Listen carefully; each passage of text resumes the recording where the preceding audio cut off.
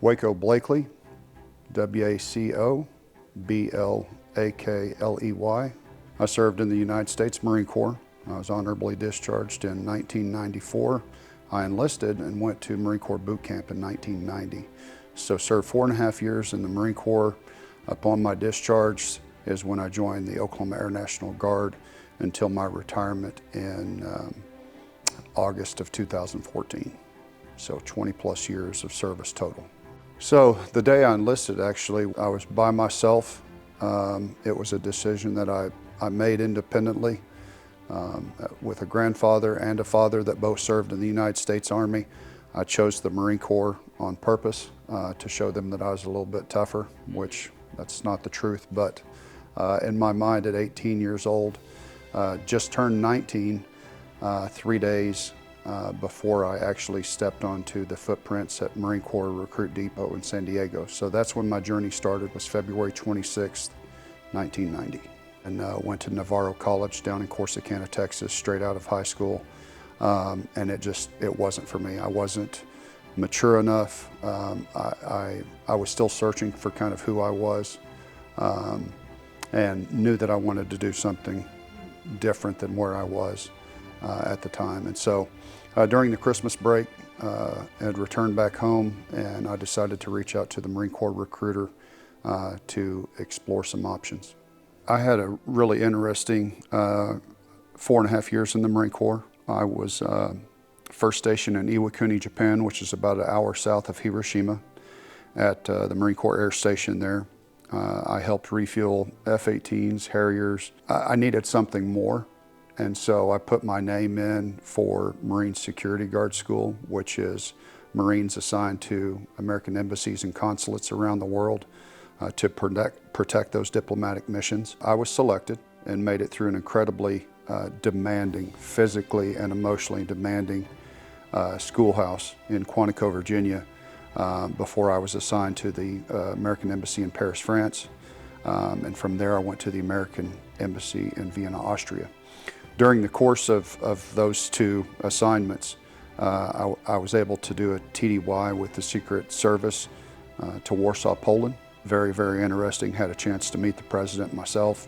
Once I was in the Air National Guard, of course, the events of 9/11, 2001, that really set a different path in my life.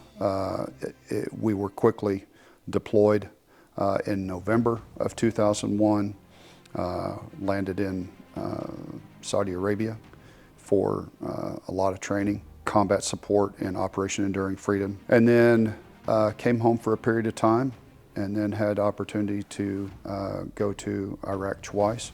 Ultimately, I had one of my troops commit suicide in November, actually on the Marine Corps birthday, November 10th of 2002, Staff Sergeant Jacob Davis. I still, to this day, I look back and I wondered what I could do different, what could I have said differently, how could I have been more supportive, and how could I have asked some really hard questions of him.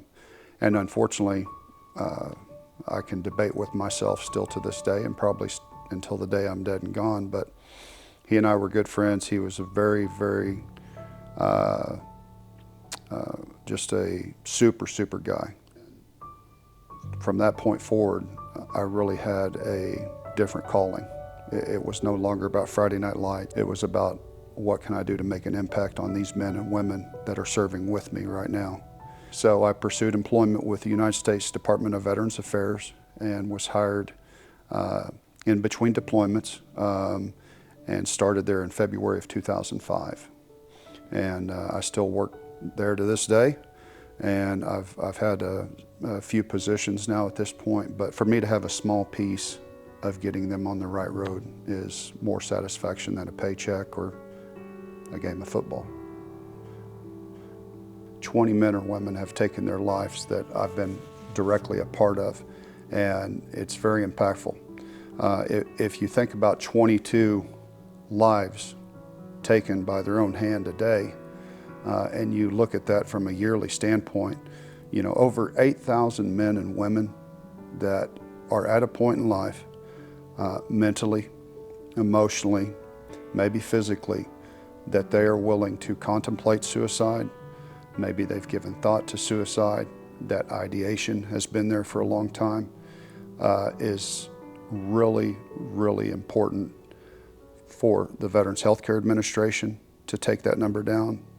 But just as importantly, there are so many great nonprofit organizations, veteran service organizations, outreach opportunities, and heck, just becoming involved with those community programs that exist, that I think that we can start as Americans bringing that number down. It continues to this very day to be a problem, not just for young men and women, but for veterans that are senior citizens, down to veterans that are just getting out of uniform today. And so I have a very, very compassionate outlook for what those men and women are going through, but I want to be incredibly proactive, and that is the reason I have served almost 20 years in the Veterans Healthcare Administration taking care of these men and women.